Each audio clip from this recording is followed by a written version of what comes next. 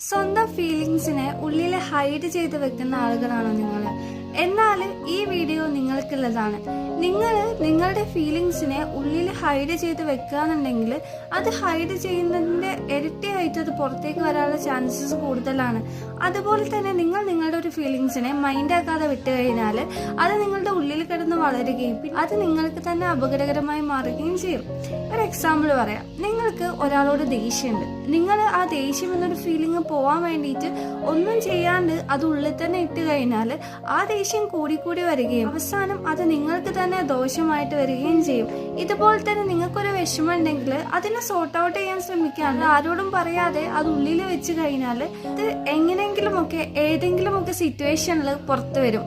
ചില ആളുകൾക്ക് അവരുടെ ഫീലിങ്സ് വേറൊരാളോട് പറയാൻ ഇഷ്ടമുണ്ടാവില്ല. അങ്ങനത്തെ ആളുകളാണെങ്കിൽ അറ്റ്ലീസ്റ്റ് നിങ്ങൾ അതൊരു പേപ്പറിലെങ്കിലും എഴുതി വെക്കുക. അങ്ങനെയെങ്കിലും നിങ്ങൾ നിങ്ങളുടെ ഫീലിങ്സ് എക്സ്പ്രസ്